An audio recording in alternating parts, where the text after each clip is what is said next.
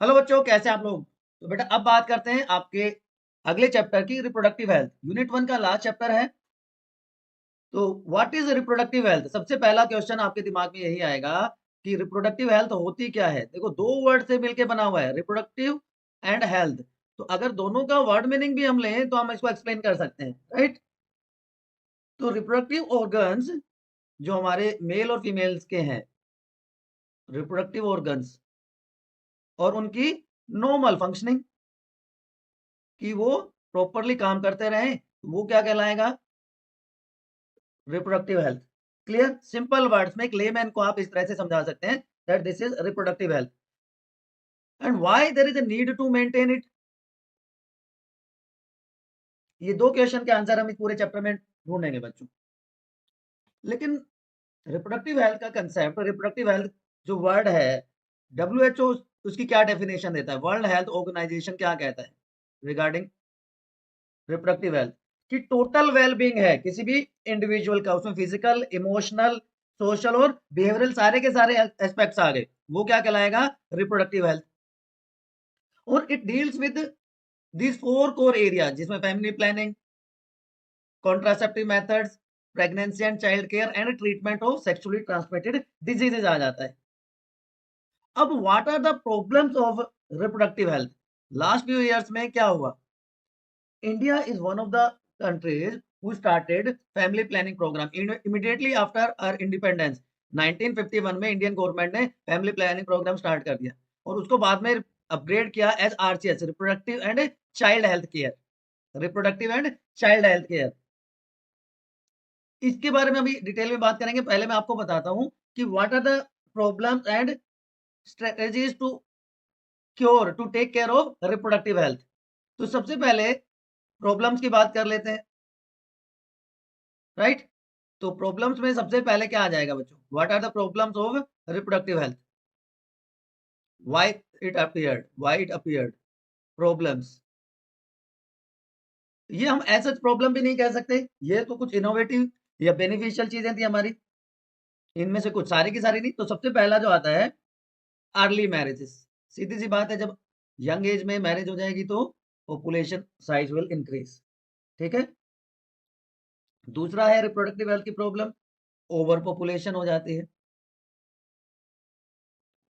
जब पॉपुलेशन बढ़ जाएगी तो मेडिकल फैसिलिटी प्रोवाइड करना ये मुश्किल हो जाता है। देन दो इंपॉर्टेंट, ये एक्चुअली बेनिफिशियल थे लेकिन इसमें कंट्रीब्यूट करते हैं, MMR and IMR, maternal mortality rate, number of death per thousand of pregnant female, that is MMR, and infant mortality rate, number of infant death per thousand born, वो क्या कहलाता है, IMR। तो MMR कम हुआ है, IMR कम हुआ है, इसकी वजह से पॉपुलेशन साइज इंक्रीज हुआ है। Although these are two positive aspects, ठीक है ना। एंड सेक्सुअली ट्रांसमिटेड डिजीजेज, जिनको हम रिप्रोडक्टिव ट्रैक इन्फेक्शंस भी कहते हैं, वल्नरेबल डिजीज भी कहते हैं। तो ये कोर एरियाज हैं, ये प्रॉब्लम्स हैं रिलेटेड टू रिप्रोडक्टिव हेल्थ। अब मैं जो बता रहा था कि what are the strategies of reproductive health. तो 1951 में इंडियन गवर्नमेंट ने फैमिली प्लानिंग प्रोग्राम स्टार्ट कर दिया, जिसका स्लोगन दिया गया, हम दो हमारे दो, राइट। ये आपने भी कहीं ना कहीं देखा होगा, पढ़ा होगा, सुना होगा। अवेयरनेस अबाउट रिप्रोडक्टिव हेल्थ या टोटल रिप्रोडक्टिव हेल्थ, जिसमें सारे के सारे पैरामीटर्स आ जाएंगे। एंड इसी के पार्ट की फॉर्म में आरसीएच को भी इंक्लूड कर दिया गया, RCH, reproductive and child health care programme को भी इसी में इंक्लूड कर दिया गया। तो creating awareness about this STDs, contraceptive method, fertility और इनफर्टिलिटी, इन सारों का नॉलेज देके हम जो हमारी सोसाइटी है उसको अवेयर कर सकते हैं, उसको हेल्दी बना सकते हैं अबाउट रिप्रोडक्टिव हेल्थ। क्लियर है बच्चों। ये कुछ बेसिक चीजें थी। अब क्या क्या स्टेप्स हम अचीव कर सकते हैं, या क्या क्या स्टेप्स हम फॉलो कर सकते हैं टू अचीव रिप्रोडक्टिव हेल्थ, या किस किस की हेल्प से ये किया जा सकता है। सबसे पहले तो गवर्नमेंट ऑर्गेनाइजेशंस, गवर्नमेंट एजेंसीज जो है, because they have power to implement laws, to make laws. फिर नॉन गवर्नमेंट ऑर्गेनाइजेशंस ने इसमें बहुत काम किया है, जिनको हम नॉर्मली क्या कहते थे, एनजीओज। उन्होंने बहुत रिमार्केबल काम किया है इस फील्ड में। Print and audio visual media, आज के टाइम में सोशल मीडिया बहुत इंपॉर्टेंट हो सकता है टू क्रिएट अवेयरनेस। लेकिन इन सबकी रूट कॉज क्या है? इन सब का रूट कॉज है बच्चों पॉपुलेशन एक्सप्लोजन। और मैंने अभी आपको बताया था दो मेन रीजंस पॉपुलेशन बढ़ने के क्या क्या थे। Decrease in infant mortality rate, decrease in maternal mortality rate and decrease in death rate. क्योंकि क्यों क्यों घटा है? Due to better medical facilities. Medical facilities अच्छी हो गई हैं तो उसकी वजह से डेथ रेट कम हो गया है ना। अब किसी भी एरिया में किसी भी पॉपुलेशन में तीन ग्रुप होते हैं इंडिविजुअल्स के, pre reproductive, reproductive and post reproductive. जब आप पिरामिड्स पढ़ेंगे, इकोलॉजी में पिरामिड्स पढ़ेंगे, तब आपको वहां से भी आइडिया आएगा। पिरामिड ऑफ नंबर, एनर्जी और बायोमास आप पढ़ेंगे ना। तो प्री रिप्रोडक्टिव एज क्या होती है? वो एज जिसमें एडोलेसेंट एज वाले लोग होते हैं, यंग वंस जिसमें होते हैं। अगर किसी पॉपुलेशन में एडोलेसेंट का नंबर हाई हो, प्री रिप्रोडक्टिव का नंबर हाई हो, रिप्रोडक्टिव का उससे कम हो और पोस्ट रिप्रोडक्टिव का सबसे कम हो, तो ऐसी पॉपुलेशन हो जाएगी बच्चों एक्सपेंडिंग पॉपुलेशन। क्योंकि नियर फ्यूचर में प्री रिप्रोडक्टिव वाले रिप्रोडक्टिव वाले ग्रुप में चले जाते हैं, तो ऐसी पॉपुलेशन को क्या कहा जाता है? Expanding population. लेकिन अगर ये उल्टा कर दें, ये उल्टा हो जाए कि रिप्रोडक्ट पोस्ट रिप्रोडक्टिव वाले सबसे ज्यादा हो, तो नियर फ्यूचर में उनकी डेथ हो जाएगी, रिप्रोडक्टिव वाले पोस्ट रिप्रोडक्टिव में चले जाएंगे, तो प्री रिप्रोडक्टिव से रिप्रोडक्टिव एज ग्रुप में जाने वाला नंबर कम हो जाएगा। ऐसी पॉपुलेशन डिक्लाइनिंग पॉपुलेशन कहलाती है बच्चों। क्लियर? तो एक्सपेंडिंग और डिक्लाइनिंग पॉपुलेशन। लेकिन अगर प्री रिप्रोडक्टिव और रिप्रोडक्टिव का नंबर ऑलमोस्ट सेम हो तो वो स्टेबल पॉपुलेशन कहलाती है। राइट? अब ये रीजन हमने डिस्कस कर लिया, ये रीजन हमने डिस्कस कर लिया, ये कुछ फैक्ट्स हैं कि पॉपुलेशन साइज में क्या क्या चेंजेस आए। लाइफ एक्सपेक्टेंसी बढ़ गई है मेडिकल फैसिलिटीज की वजह से, है ना। क्योंकि आजकल हम गुड क्वालिटी का फूड लेते हैं। अब आप में से बहुत सारे कहेंगे नहीं सर आजकल तो हम जंक फूड करें, that is different aspect. Clear? तो पॉपुलेशन ग्रोथ रेट की बात करें हम इंडिया की, अकॉर्डिंग टू 2001 सेंसस 1.7% इंक्रीज हो रही थी हमारी पॉपुलेशन पर ईयर। और इसी स्पीड से अगर हम बढ़ते रहे तो पॉपुलेशन का साइज 33 ईयर में डबल हो जाएगा बच्चों। और इसके दो मेन प्रॉब्लम्स होंगी। रिसोर्सेज लिमिटेड हो जाएंगे। रिसोर्सेज कौन कौन से लिमिटेड हो जाएंगे? सबसे पहला फूड लिमिटेड हो जाएगा, वाटर लिमिटेड है, और हैबिटेट, हाउसिंग की प्रॉब्लम आएगी। तो इसके लिए हमें क्या करना पड़ेगा? What we need to do? हमें पॉपुलेशन ग्रोथ को पहले तो स्टडी करना पड़ेगा। अभी मैंने डबलिंग टाइम बताया आपको 2001 का, अगर उसको हम कंपेयर करें 2011 के साथ, तो नियरली 2% पे ही है। तो डबलिंग टाइम कितना है? 33 ईयर्स की। 33 साल में 33 ईयर्स में हम डबल होते जा रहे हैं। तो अब हमें क्या करना पड़ेगा? हमें क्या करना पड़ेगा? सोचो, सोचो क्या करना पड़ेगा? हमें बर्थ कंट्रोल के मेथड्स अडेप्ट करने पड़ेंगे। Methods of birth control, methods of birth control. बहुत सारे मेथड्स हैं, कुछ आपने हो सकता है प्रीवियस क्लासेस में पढ़े भी होंगे। तो एक एक करके हम सारे मेथड्स को डिस्कस करने वाले हैं बच्चों। ठीक है ना। तो नेचुरल मेथड्स हो गए, बैरियर मेथड्स हो गए, केमिकल मेथड्स हैं, सर्जिकल मेथड्स हैं। ये सारे के सारे मेथड्स हम एक साथ डिस्कस करेंगे। सर्जिकल मेथड को हम परमानेंट मेथड भी कहते हैं बर्थ कंट्रोल का, permanent method of birth control. चलिए, तो सबसे पहले है नेचुरल मेथड। नेचुरल मेथड में तीन मेथड्स हैं, तीन वेज हैं।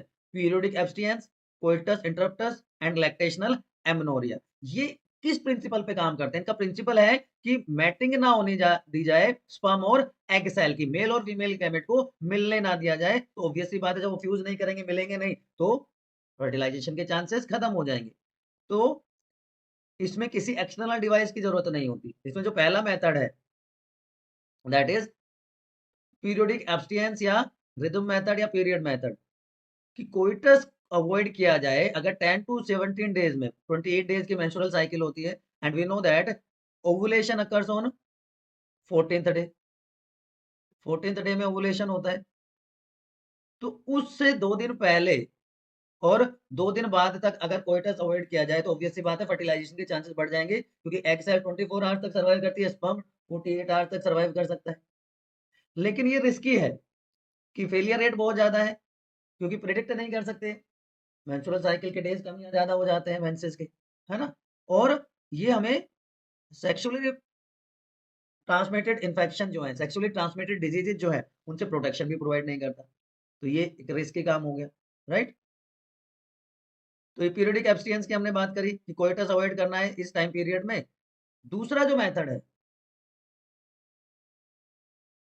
कोइटस इंटरप्टस, कि जस्ट बिफोर इजैकुलेशन जो मेल रिप्रोडक्टिव ऑर्गन है, पीनस है, उसको फीमेल रिप्रोडक्टिव ट्रैक से बाहर निकाल दिया जाए just before ejaculation.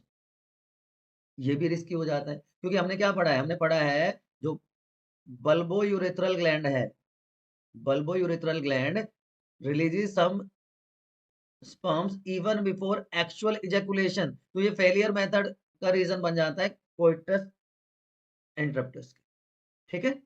And third method is lactational amenorrhoea, कि जब मेंस जो ब्रेस्ट फीडिंग करवाती है mother after child birth, after parturition, तो मेंसेस नहीं होते, क्योंकि ओवुलेशन नहीं होता। But this method is effective only for 6 months. तो ये 3 नेचुरल मेथड्स हैं। अब एक क्वेश्चन जो कई बार पूछ लिया जाता है, बच्चे बहुत कंफ्यूज होते हैं इसमें, आप फर्टाइल फेज क्या कैलकुलेट करके बता सकते हैं? मेंस्ट्रुअल साइकिल का नॉर्मल हम 28 डेज लेके चलते हैं, अब यहाँ पे दिया गया 35 डेज, तो कैसे कैलकुलेट करोगे? देखो, day of ovulation 14th day होता है, फिक्स है, चाहे कितना भी ड्यूरेशन हो, कितना भी टाइम पीरियड हो मेंस्ट्रुअल साइकिल का। तो 35 में से आपने सीधे सीधे माइनस कर दिए 14, तो कितना बच गया? 21, राइट? और अब हमें एक चीज और भी तो पता है, क्या पता है बताओ? अब हमें पता है जो लास्ट फेज होता है वो 14 डेज का होता है। तो अब बात समझ में आ गई? अब बात समझ में आ गई? तो इस तरह से आप क्या निकाल सकते हैं? फर्टाइल फेज निकाल सकते हैं। क्लियर? चलिए, अब नेचुरल मेथड्स के बाद बात करते हैं बच्चों बैरियर मेथड्स की। ये भी क्या करते हैं? फिजिकल और केमिकल बैरियर्स बना देते हैं, जिससे कि मेल और फीमेल गैमेट्स फ्यूज ना हो सके। सबसे कॉमन कॉन्डोम्स यूज किए जाते हैं, जो कि लेटेक्स के बने होते हैं, डिस्पोजेबल हैं, wear over the penis. Commonly north India में इसको निरोध कहा जाता है, और ये हमें एसटीडीज से भी बचाते हैं, लाइक एचआईवी। ये गलत लिख दिया, ये एचआईवी नहीं होता, दिस इज एड्स, ठीक है? एचआईवी तो पॉजिटिव ऑर्गेनिज्म, राइट? उसी तरह फीमेल कॉन्डोम्स को क्या कहा जाता है? फेमिडोम्स कहा जाता है। ये भी लेटेक्स के बने होते हैं, डिस्पोजेबल हैं, यूज वंस, और सर्विक्स, वजाइना या एक्सटर्नल जेनेटेलिया के ऊपर वियर किए जाते हैं, और ये भी एसटीडीज को रोकते हैं। तो मेल में इसको कंडोम कहेंगे, और फीमेल में इसको फेमिडोम कहा जाएगा। याद रह जाएगा बच्चों, डायग्रामेटिकली आप यहाँ पे देख सकते हैं, पिक्टोरियल रिप्रेजेंटेशन यहाँ पे देख सकते हैं। इसी तरह बैरियर मेथड में आता है डायफ्राम्स, सर्वाइकल कैप्स और वोल्ट्स। ये देखो डोम शेप स्ट्रक्चर है, जिनके ऊपर नीचे, जितने नीचे की तरफ एक मेटल रिंग लगी होती है, राइट? ये सर्वाइकल ओपनिंग के ऊपर यूज किया जाता है, जो कि नॉर्मली पॉलीयूरेथेन का बना होता है, जबकि कंडोम्स लेटेक्स के बने होते हैं, और ये इस रिंग की वजह से कस्टमाइजेबल होते हैं, रीयूजेबल होते हैं, ठीक है? और अगर इनको स्पर्मेसाइडल क्रीम्स के साथ यूज किया जाए, तो इनकी एफिशिएंसी, इफेक्टिवनेस और ज्यादा बढ़ जाती है। ये इनकी बात कर रहे थे। फोम्स एंड जेलीज हैं, जो जिनमें मेनली ये केमिकल होता है 9 nonoxynol, this chemical is normally form. तो ये सारे केमिकल्स बहुत इफेक्टिव हैं। अब तीसरा आ जाता है ओरल कॉन्ट्रासेप्टिव्स, जिनको हम कॉन्ट्रासेप्टिव पिल्स भी कहते हैं, हार्मोनल पिल्स भी कहते हैं, oral contraceptive pills, hormonal pills, जो भी आप नाम देना चाहें वो आप दे सकते हैं, ठीक है ना? They are use in the form of tablets, तो इसलिए इनको पिल कहा जाता है, राइट? अब ये दो फॉर्म में मिलती है, कॉम्बिनेशन पिल हो सकती है, जिसमें दोनों हार्मोन, प्रोजेस्टेरोन और एस्ट्रोजन, जिसका एग्जांपल है Mala D, Mala and widely use की जाती थी पहले। उसके अलावा पीओपी आजकल यूज किया जाता है, जिसमें सिर्फ प्रोजेस्टेरोन होता है, नोरेट, जिसका एग्जांपल है, ठीक है? अब ये कब लेनी पड़ती है? Just after completion of menses, bleeding phase complete होने के बाद, मतलब मेंस्ट्रुअल साइकिल के डे 5 से इनको लेना स्टार्ट किया जाता है, and they are taken one in a day. But आजकल हाईली इफेक्टिव भी आ गई हैं, उसकी भी हम बात करेंगे आगे चल के, जैसे सहेली वाला brand. Sorry not this one, oral contraceptive pills की हम बात कर रहे हैं। तो कुछ फीचर्स होते हैं किसी भी कॉन्ट्रासेप्टिव पिल के। एक सेकेंड, ये कुछ प्रॉब्लम है, एक सेकेंड रुकिए, अभी मैं आपको बताता हूँ। हाँ, these are some of the features of contraceptive pill, कि वो आइडियल कॉन्ट्रासेप्टिव किसको कहते हैं, बोर्ड में कई बार आया हुआ क्वेश्चन की। यूजर फ्रेंडली हो, चीप हो, इजिली अवेलेबल हो, साइड इफेक्ट ना हो या लीस्ट साइड इफेक्ट हो, रिवर्सिबल हो, और जो नॉर्मल सेक्सुअल डिजायर है इंडिविजुअल की वो अफेक्ट ना हो। ठीक है ना, तो ऐसी पिल को आइडियल कॉन्ट्रासेप्टिव पिल कहा जाता है। क्लियर है, याद रहेगा। अब ये पिल्स अलग अलग फॉर्म में प्रेजेंट हैं, जैसे मैं बता रहा था। आजकल आई पिल्स, जिसको हम इमरजेंसी पिल भी कहते हैं, नॉर्मल जो यूज की जाती है, माला डी माला एन की हम बात कर रहे थे, कि ये 21 डेज के लिए यूज की जाती है, 7 डेज का गैप होना चाहिए। ठीक है ना, उसके गैप के बीच में मेंसेस ब्लीडिंग फेज कंप्लीट होना चाहिए। ये क्या करती है, ये पिल्स जो है ओवुलेशन को प्रिवेंट करती है, क्योंकि इनमें क्या है, ईस्ट्रोजन और प्रोजेस्टेरोन दोनों प्रेजेंट है, ईस्ट्रोजन और प्रोजेस्टेरोन दोनों प्रेजेंट है। ठीक है, और ये रेगुलाइज कर देती है मेंस्ट्रुअल साइकिल को, अगर वो इरेगुलर है तो भी। इसके कंपैरिजन में अगर हम इसकी बात करें, सहेली, सॉरी नोट दिस वन सहेली, इसकी बात करें, सहेली का डायग्राम नहीं दिया हुआ इन्होंने, दिस वन, यस, ये हार्मोनल पिल है। First non steroidal oral contraceptive पिल, दुनिया की सबसे पहली जो central drug research institute Lucknow ने डेवलप की है, वंस इन ए वीक। तो जो रोज रोज लेने वाली प्रॉब्लम थी, फीमेल कई बार भूल जाती थी, तो वो प्रॉब्लम भी ओवरकम हो गई। ठीक है ना, ये बहुत इफेक्टिवली काम करता है, ये सेलेक्टिव एस्ट्रोजन रिसेप्टर्स पे काम करता है यूट्रस में।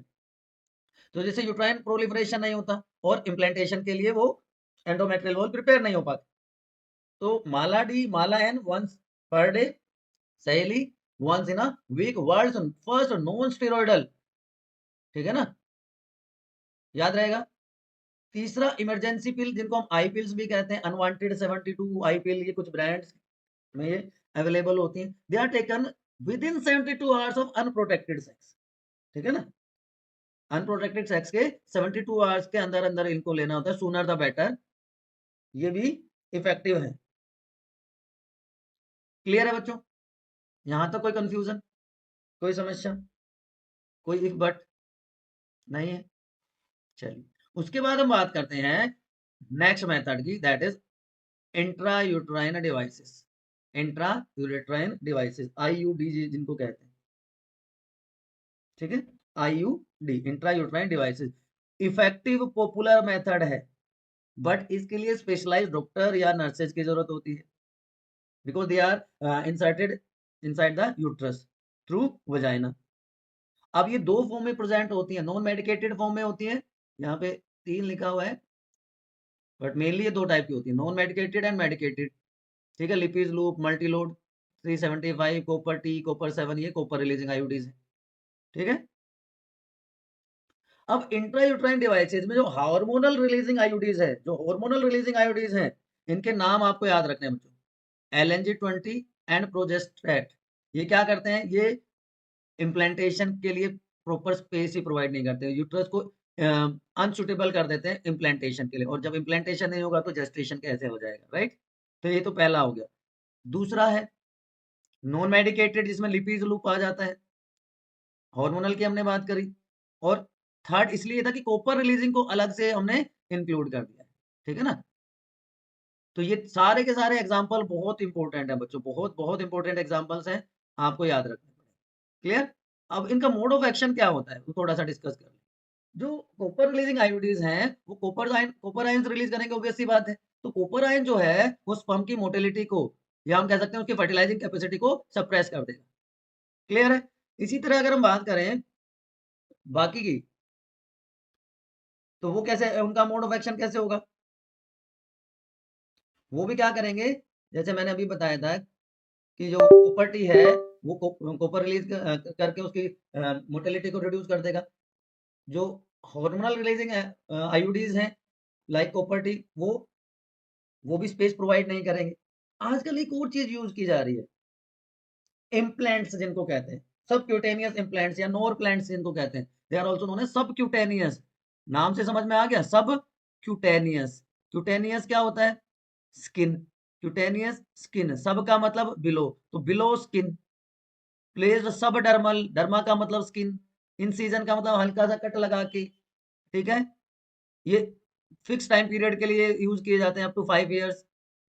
इसमें भी क्या होता है, दोनों हार्मोन प्रोजेस्टेरोन और एस्ट्रोजन का कॉम्बिनेशन होता है। 6 मैच स्टिक लाइक, यहाँ पे आप देखो 6 मैच स्टिक लाइक कैप्सूल होते हैं जिसमें प्रोजेस्टिन है, ठीक। तो डेपो प्रोवेरा भी यही है, इंजेक्शन है प्रोजेस्टिन के, तो 3 महीने तक इफेक्टिव है। लेकिन ये नोरप्लांट जो है 5 साल तक इफेक्टिव है। They are very similar to IUDs, mode of action उनका सेम ही है, बस ये सबक्यूटेनियस है। क्लियर है? अब परमानेंट मेथड या सर्जिकल मेथड, मेल में इसको वेसेक्टोमी कहेंगे, फीमेल में इसको ट्यूबेक्टोमी कहेंगे। वेसेक्टोमी में क्या करेंगे, जो वैसा डिफरेंस है उसको कट करके टाइट कर दिया जाएगा, तो सीमन में स्पर्म्स की एंट्री नहीं होगी, टेस्टोस्टेरोन का लेवल अफेक्ट नहीं होगा, मेल सेक्स हार्मोन उसी तरह से रिलीज होता रहेगा। ट्यूबेक्टोमी में फैलोपियन ट्यूब का एक पार्ट कट करके टाइट कर देंगे, ठीक है ना। रिवर्सिबिलिटी इसकी रेयर है, बट फेलियर हो सकता है, but reversibility is very much poor. Clear है बच्चों? तो these are various method of contraception या बर्थ कंट्रोल। क्लियर है? यहां तक कोई समस्या है तो बताओ, नहीं है कोई समस्या? तो स्टरलाइजेशन मेथड जो परमानेंट मेथड है, ट्यूबेक्टोमी वेसेक्टोमी, आपको याद रह जाएगा। अब आता है सेक्सुअली ट्रांसमिट डिजीजेस, एसटीडी, या इसको रिप्रोडक्टिव ट्रैक इन्फेक्शंस भी कहते हैं, या आप इसको वनरेबल डिजीजेस भी कह सकते हैं, कई सारे इनके नाम हैं। तो what are STDs?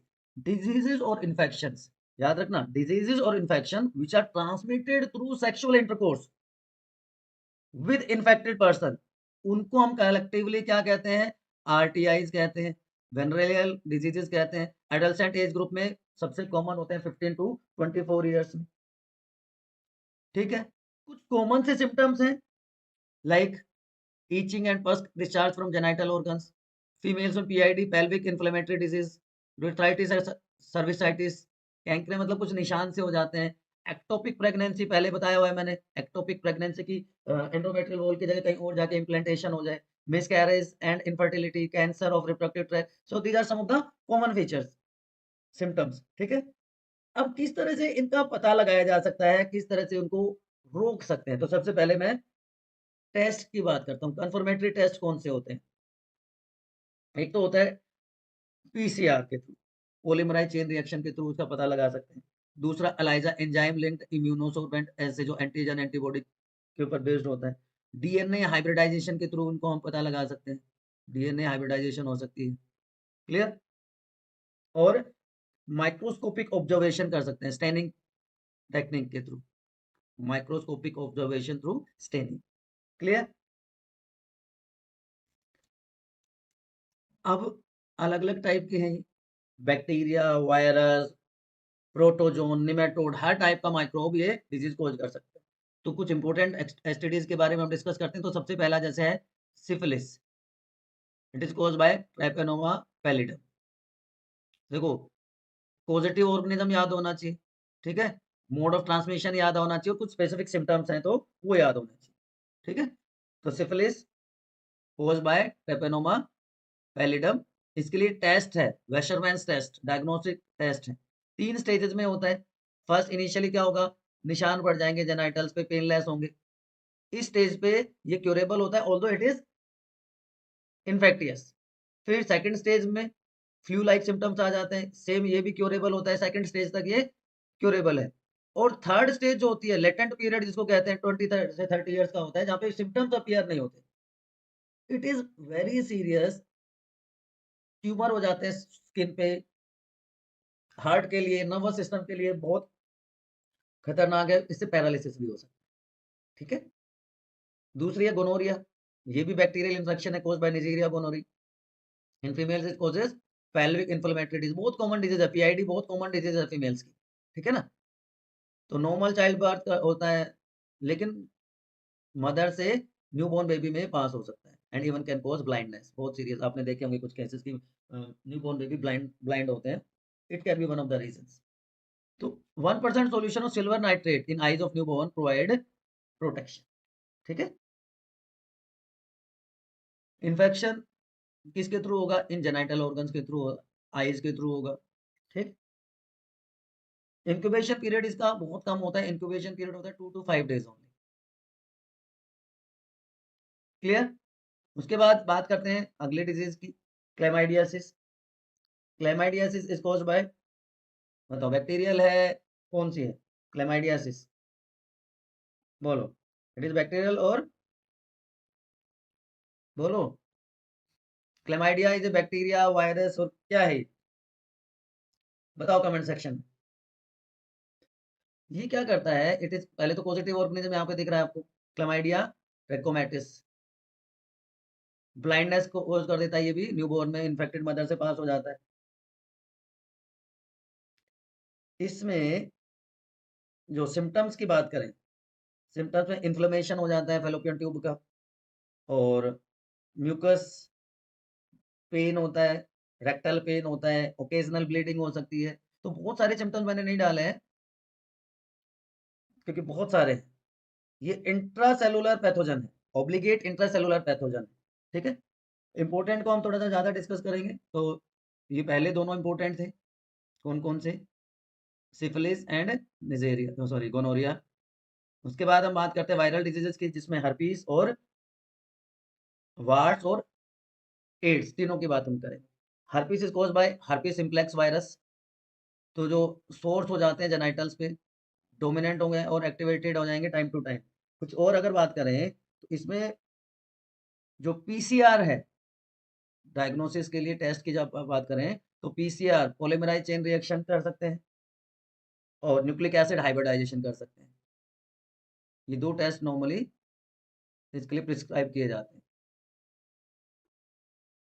Clinical symptom से, एंटीजन डिटेक्शन से इसको हम डिटेक्ट कर सकते हैं। ट्रांसमिशन होगा जेनाइटल सिक्रेशन के थ्रू, ये भी इनक्योरेबल है। This is also incurable. Normally जो वायरल एसटीडीज हम इनक्योरेबल ही हैं, चाहे एड्स की बात करें, चाहे हर्पीस की बात करें। जबकि वार्ड्स जो है, genital warts are caused by human papilloma virus. Hard outgrowth बन जाती है जेनाइटल्स पे, इसकी वजह से फीमेल में सर्वाइकल कैंसर हो जाता है। और अच्छी बात क्या है कि सर्वाइकल कैंसर के लिए वैक्सीन अवेलेबल है, सर्वाइकल कैंसर के लिए वैक्सीन अवेलेबल है। Transmission through sexual intercourse. Clear? Hepatitis B, hepatitis B virus जो कि लीवर को इन्फेक्ट करता है, सेक्सुअल कॉन्टैक्ट के थ्रू, ब्लड ट्रांसफ्यूजन के थ्रू, इन्फेक्टेड सिरिंजेस के थ्रू ये ट्रांसमिट हो सकता है। Incurable, but vaccine is available. AIDS, देखो बहुत, मतलब 70 to 80% लोग क्या कहेंगे, एड्स, एड्स या एचआईवी, दोनों का डिफरेंस नहीं पता। AIDS is a disease, acquired immunodeficiency syndrome, and HIV human immunodeficiency virus is a positive organism. तो दोनों के बीच में फर्क होता है बच्चों। क्लियर? डिजीज और पॉजिटिव ऑर्गेनिज्म के बीच में फर्क होता है। अब एड्स का इलाज क्यों नहीं है? देखो, एड्स का इलाज इसलिए नहीं है बच्चों मेरे, कि होता क्या है, इम्यून सिस्टम हमारी बॉडी को प्रोटेक्शन प्रोवाइड करता है। अब इस केस में जो एचआईवी है, ये अटैक करता है टी सेल्स के ऊपर। इम्यून सिस्टम की जो सेल्स हैं, टी सेल्स, उन्हीं के ऊपर ही अटैक कर देता है। जो बचाने वाला खुद ही नहीं बच रहा, तो उसकी वजह से इम्यून सिस्टम हो जाएगा वीक। क्लियर?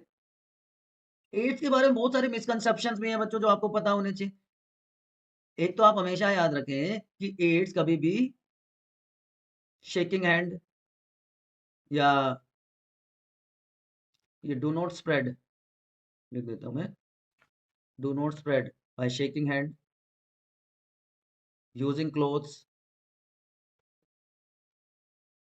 यूजिंग यूटेंसिल्स, इन सब से नहीं होता। दूसरी इंपॉर्टेंट बात,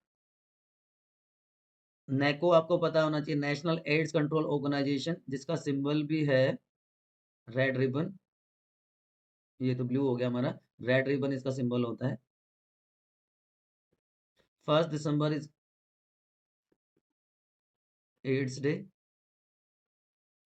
ये कुछ चीजें हैं जो एड्स से रिलेटेड आपको पता होनी चाहिए। ट्राइकोमोनियासिस, ट्राइकोमोनास वेजिनैलिस, प्रोटोजोन एसटीडी है। मेल्स में यूरेथ्राइटिस कॉज कर देगी, तो फीमेल्स में लिकोरिया और वेजाइनाइटिस कॉज कर देती है। तो कुछ बहुत ज़्यादा इसमें अलग से चीज़ें नहीं है, नई चीज़ें नहीं है, बट आपको ये सारा पता होना चाहिए। उसके बाद आता है MTP, medical termination of pregnancy, MTP. बच्चों एक से एक टेक्निक आई थी इंडिया में जिसको कहते हैं एमनियोसेंटेसिस। एमनियोसेंटेसिस ये एक ऐसी टेक्निक थी जो हेल्प करती थी डेवलपिंग फीटस की एबनॉर्मलिटी के बारे में पता लगाने के लिए। ये जो एमनियोटिक फ्लूइड ले लिया जाता था और वहां से उसकी नॉर्मल ग्रोथ और डेवलपमेंट को मॉनिटर किया जाता था, चेक किया जाता था। लेकिन इंडिया में इसको मिसयूज किया गया to find out sex of the new sex of the child, जिसकी वजह से फीमेल फेटिसाइड के केसेस बहुत बढ़ गए एंड गवर्नमेंट ने इसको बैन कर दिया। इंडियन गवर्नमेंट ने इसको बैन कर दिया। तो उसी तरह का है ये, एक एमनियोसिंथेसिस की तरह की एक, उसी की तरह का तो नहीं बल्कि एक ऐसा ही मेथड है जिसको मेडिकल टर्मिनेशन ऑफ प्रेगनेंसी कहा जाता है, इंड्यूस अबॉर्शन जिसको कहा जाता है। ये एक्ट आया 1971 में, लीगल कर दिया गया इसको कि फर्स्ट ट्राइमेस्टर में एमटीपी किया जा सकता है अप टू 12 वीक्स। इसमें अमेंडमेंट किया गया 2017 में कि 12 वीक तक तो डॉक्टर की परमिशन, उसकी ओपिनियन की जरूरत होती है। अगर 12 वीक से ज्यादा है, 24 वीक तक का है, तो 2 डॉक्टर्स का पैनल होना चाहिए। और 7 वीक्स तक का जो है प्रेगनेंसी, एक सिंगल पिल जिसका ये नाम आपको दिख रहा है, इससे अबॉर्ट किया जा सकता है। ठीक है ना। एमटीपी के बारे में बहुत सारे मिसकंसेप्शन हैं, लेकिन इसके बारे में हमें कुछ चीजें पता होनी चाहिए कि ये सेफ होता है सिर्फ फर्स्ट ट्राइमेस्टर में। परफॉर्म कौन करे? क्वालिफाइड मेडिकल डॉक्टर करे। Restricted for foetal sex determination, इसलिए मैं बता रहा था कि ये उससे जुड़ा हुआ है एमनियोसेंटेसिस से। क्यों नीड पड़ती है कई बार कि अनवांटेड प्रेगनेंसी हो जाए, कोई रेप विक्टिम्स हो, है ना, और you can say early marriages के केस में कुछ हो जाता है, या अगर डॉक्टर फील करे कि it can be harmful to continue pregnancy for mother और बेबी, उस केस में एमटीपी किया जाता है।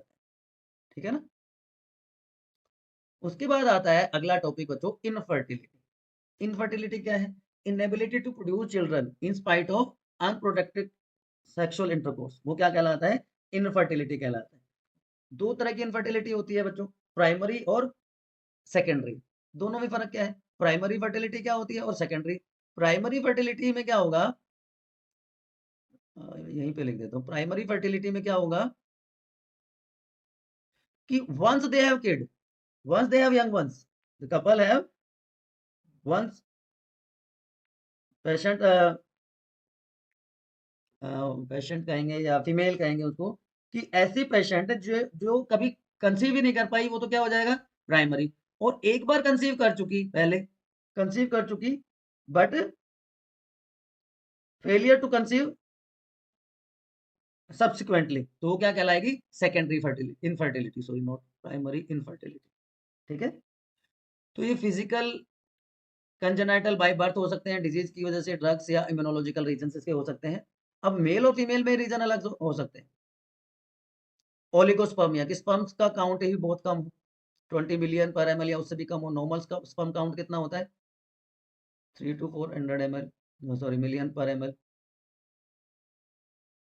एजोस्पर्मिया की स्पर्म प्रोड्यूस ही ना हो।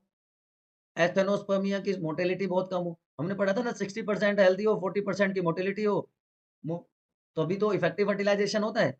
इरेक्टाइल डिसफंक्शन, इरेक्शन मेंटेन ना हो पाए इंसेमिनेशन के लिए। साइकोलॉजिकल रीजंस हो सकते हैं, स्ट्रेस रीजन हो सकता है, और ऑटोइम्यूनिटी हो सकती है कि स्पर्म्स के अगेंस्ट ऑटोइम्यूनिटी के अपनी सेल्स को किल करना शुरू कर देता है जिस कंडीशन में। ठीक है ना। एक्वायर्ड इन्फेक्शन हो सकते हैं, एडम हो सकता है। एडम बताओ क्या होता है? मेल रिप्रोडक्टिव सिस्टम में पढ़ा है। Androgen deficiency in ageing male. इसी तरह फीमेल्स में कुछ और रीजंस हो सकते हैं। एनोवुलेशन, ओवुलेशन है नहीं होता। ब्लॉक्ड फैलोपियन ट्यूब हो, रिपीटेड मिसकैरेज होंगे अगर नॉन फंक्शनल यूट्रस होगा, और वही autoimmunity against sperms, autoimmunity against sperms develop हो जाती है, तो स्पर्म एंटर होते ही डिस्ट्रॉय हो जाएंगे। ल्यूटियल फेज डिफेक्ट एलपीडी हो सकता है। एक्टोपिक प्रेगनेंसी हो सकती है, बहुत सारे रीजंस हो सकते हैं। एक्टोपिक प्रेगनेंसी हो सकती है, early miscarriage, tubectomy, this can be one of the reasons. अब ट्रीटमेंट क्या है उसका? ट्रीटमेंट क्या है? स्पेशलाइज इनफर्टिलिटी क्लिनिक्स डेवलप हुए हैं हमारे देश में भी। मेल्स में vitamin C, vitamin E, vitamin B 12 को यूज किया जाए। टेस्टोस्टेरोन भी ओरली लिया जा सकता है। फीमेल्स में कुछ मेडिसिन्स हैं, उनका यूज किया जा सकता है। एंटीबायोटिक्स यूज किए जा सकते हैं अगर इन्फेक्शन है। ओवुलेशन इंड्यूस किया जा सकता है। तो अब कुछ मेथड, कॉमनली जो मेथड यूज किए जाते हैं उनकी हम बात कर लेते हैं, जिनको हम कहते हैं असिस्टेड रिप्रोडक्टिव टेक्नोलॉजीज या आर्ट। असिस्टिव रिप्रोडक्टिव टेक्नोलॉजीज या आर्ट जिसको कहते हैं, उसमें सबसे पहला आता है test tube baby, in vitro fertilisation, जिसको कॉमनली हम क्या कहते हैं, टेस्ट ट्यूब बेबीज। अब ये मत समझ लेना, बेइज्जती मत करवा देना एज ए बायो स्टूडेंट कि कभी आपसे कोई पूछे टेस्ट ट्यूब बेबी क्या होता है और आप कह दो टेस्ट ट्यूब में जब बेबी बनाया जाए, डेवलप किया जाए तो उसको टेस्ट ट्यूब बेबी कहते हैं। नहीं बच्चों, ऐसा नहीं।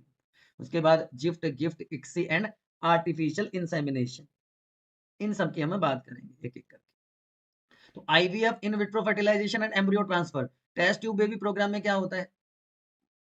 टेस्ट ट्यूब बेबी प्रोग्राम में क्या होता है कि भैया टेस्ट किए, डायग्नोसिस किया कि भैया प्रॉब्लम है, तो या तो हार्मोनल स्टिमुलेशन देते हैं ओवरी में जिससे ओवुलेशन हो जाए और वहां से एग कलेक्ट कर लिया, दूसरी तरफ मेल से स्पर्म्स कलेक्ट कर लिए, दोनों को फ्यूज करवा दिया artificially inside outside the females body. In vitro का मतलब क्या है और इन विवो का मतलब क्या है? अगर ये वर्ड आपको समझ में आते हैं तो आप इसको अच्छे से एक्सप्लेन कर पाओगे। In vivo and in vitro. In vitro का मतलब होता है आउटसाइड, इन विट्रो का मतलब आउटसाइड द फीमेल्स बॉडी। तो फर्टिलाइजेशन जो है मदर की बॉडी से बाहर हो रहा है, टेस्ट ट्यूब में फ्यूजन हो रहा है मेल और फीमेल गैमेट्स का, जाइगोट बना दिया, उसके बाद it allowed to divide, cleavage start हो जाता है और एम्ब्रियो को ट्रांसफर कर दिया जाता है डोनर मदर के या मदर के ओविडक्ट्स में, फीमेल की बॉडी में, फैलोपियन ट्यूब में, up to 8 blastomere stage. तो वो क्या कहलाता है? In vitro fertilisation. याद रह जाएगा, इन विट्रो फर्टिलाइजेशन। दूसरा क्या होता है, यही चीजें यहाँ पे डिस्कस की गई। दूसरा क्या होता है, दूसरा मेथड एम्ब्रियो ट्रांसफर। अब एम्ब्रियो किस स्टेज में ट्रांसफर करवाया जाए? जाइगोट स्टेज पे, up to 8 cell stage, intrauterine transfer हो या 8 सेल से ज्यादा स्टेज पे एम्ब्रियो ट्रांसफर करवाया जाए, ये पॉसिबिलिटीज हो सकती है। तो एक एक करके इनको हम डिस्कस कर लेते हैं। पहला वर्ड जो आया है gift, GIFT, gamete intra fallopian transfer. Gamete intra fallopian transfer, clear है? याद रहेगा। गिफ्ट, ये वो गिफ्ट नहीं है, GIFT की बात कर रहे हैं, गैमीट इंट्रा फैलोपियन ट्रांसफर।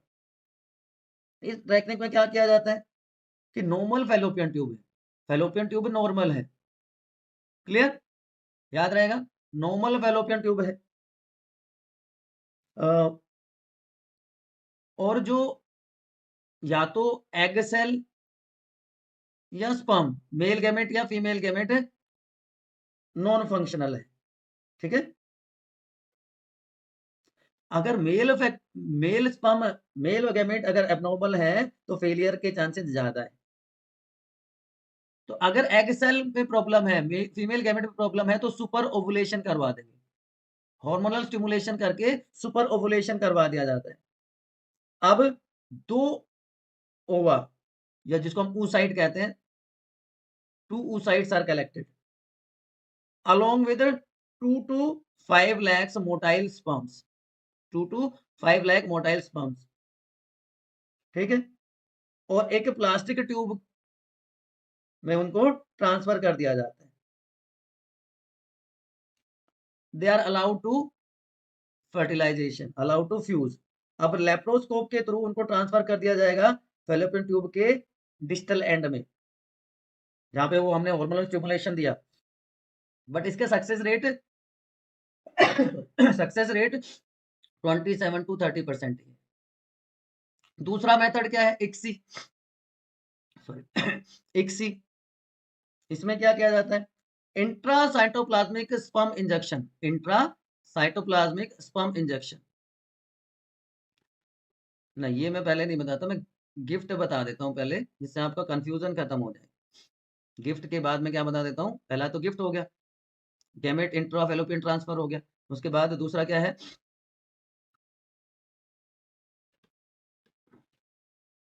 दूसरा जिफ्ट, जायगोट इंट्राफैलोपियन ट्रांसफर। दोनों में मेन डिफरेंस क्या रहेगा, यहाँ पे गैमेट स्टेज पे ट्रांसफर हो रहा है और वहां पे जायगोट स्टेज पे ट्रांसफर होगा। मेजर डिफरेंस है ZIF, zygote intrafallopian transfer. Early embryo up to 8 blastomere is transferred, कि भैया जायगोट बन गया, जायगोट अंडरगोज क्लीवेज, क्लीवेज से क्या बना, 2 सेल स्टेज, 2 सेल से क्या बन गया, 4 सेल स्टेज, 4 सेल से क्या बन गया, 8 सेल स्टेज। तो इस स्टेज पे 8 सेल ब्लास्टोमियर स्टेज पे उसको फैलोपियन ट्यूब में ट्रांसफर करवा दें तो उसको क्या कहेंगे, जिफ्ट कहेंगे। तो गिफ्ट और जिफ्ट बेसिक डिफरेंस है। उसके बाद आता है IUT, intra uterine transfer, intra uterine transfer, intra uterine transfer. इसमें क्या करेंगे जी, अगर 8 ब्लास्टोमियर से ज्यादा का है, 8 ब्लास्टोमियर से ज्यादा का एम्ब्रियो है, it is transferred from laboratory to uterus. वो फैलोपियन ट्यूब की जगह कहां चला जाएगा, सीधा यूट्रस में ट्रांसफर कर दिया जाएगा। अगर मोर देन 8 ब्लास्टोमियर है तो यूट्रस में ट्रांसफर कर दिया जाएगा, तो उसको इंट्रा यूट्राइन ट्रांसफर कहा जाता है बच्चों। क्लियर। अब उसके बाद बात आ जाती है आर्टिफिशियल इंसेमिनेशन की, कि जहां पे मेल्स को ओलिगोस्पर्मिया है या एजोस्पर्मिया है, कि लो स्पर्म काउंट है या स्पर्म काउंट निल है ऑलमोस्ट, या इरेक्टाइल डिसफंक्शन है, हमने अभी रीजंस पढ़े थे ना शुरू में। तो उस केस में क्या करेंगे, उस केस में सीमन को कलेक्ट किया जाएगा मल्टीपल टाइम्स, कंसंट्रेट कर देंगे उसको सेंट्रीफ्यूगेशन के थ्रू, और यूट्रस या वजाइना में कैथेरेटर के थ्रू ट्रांसफर कर दिया जाता है। इंट्रा यूट्राइन इंसेमिनेशन कह सकते हैं, या तो हस्बैंड से या डोनर स्पर्म से। विकी डोनर मूवी आप लोगों ने, बहुत लोगों ने देखी होगी, उसमें सेम कंसेप्ट यूज किया है। क्लियर।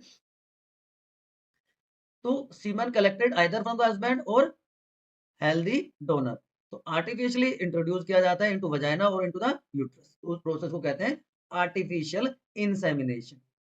एक और मेथड है, वो बहुत स्पेशलाइज्ड है ये भी, इंट्रासाइटोप्लाज्मिक स्पर्म इंजेक्शन, जिसको ICSI कहा जाता है, इंट्रासाइटोप्लाज्मिक स्पर्म इंजेक्शन। देखो, एक निडल की हेल्प से जो स्पर्म है उसको जितना क्लोज हो सके एग सेल के न्यूक्लियस के पास ट्रांसफर करवाया जाता है। ये एग सेल है, इसके न्यूक्लियस के जितना पास हो सके एग सेल को होल्ड किया गया होल्डिंग टूल की हेल्प से, तो स्पर्म को डायरेक्टली इंजेक्ट कर देते हैं to ovum to form embryo. तो इसको क्या कहते हैं, microscopic assisted fertilisation, sorry microscope assisted fertilisation, जो बहुत expensive method, intracytoplasmic sperm injection.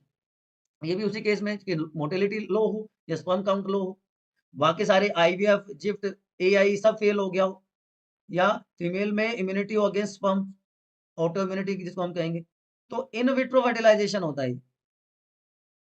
ठीक है, single sperm is injected into the egg cytoplasm, in vitro fertilisation. ठीक, तो ये मेथड्स है बच्चों। अब कंक्लूजन क्या है, सारा कंक्लूजन क्या है बताओ। इस सारे हमने इतनी सारी बातें डिस्कस करी, हमने इतनी सारी प्रोसेसेस डिस्कस करी, ये सबका कंक्लूजन क्या है बताओ। एक एक सरोगेट मदर भी होता है आजकल, किराए की माँ, सरोगेट मदर। उसमें भी क्या करते हैं, अगर जो नॉर्मल, जिसको हम कहें ओरिजिनल जो फीमेल है, मदर है, उसका यूट्रस अनफिट है फॉर इम्प्लांटेशन, तो एक सरोगेट मदर के यूट्रस में जायगोट को या एम्ब्रियो को ट्रांसप्लांट करवा दिया जाता है। वो क्या कहलाती है, सरोगेट मदर, जहाँ नॉर्मल ग्रोथ और डेवलपमेंट होगी फीटस की। बट ये सारे के सारे जो टेक्निक्स हैं बच्चों, हाईली एक्सपेंसिव है, specialised team of doctors are required, और they are limited to few people only. Emotional, social और रिलीजियस फैक्टर जो हैं वो इंटरफेयर करते हैं, हमारी सोसाइटी का माइंडसेट है उसको चेंज करने की जरूरत है। तो इसका एक और ऑप्शन हो सकता है अडॉप्ट, अडॉप्ट कर लें हम, अडॉप्ट कर लें हम मतलब जो जिन कपल्स को ये प्रॉब्लम है, ठीक है ना, जो हमारा लॉ है वो भी अलाउ करता है, परमिट करता है लीगल अडॉप्टेशन, अडॉप्शन को। क्लियर। तो ये आपका चैप्टर था बच्चों। फिर भी कोई कंफ्यूजन है, कोई इब्बट है, कोई किंतु परंतु है, तो हमेशा की तरह आप अपने स्टडी डेस्टिनेशन पे हैं ही, और अपने डाउट्स पूछ लीजिए कहाँ पे, कमेंट सेक्शन में। यूनिट 1 हमने कंप्लीट कर लिया है।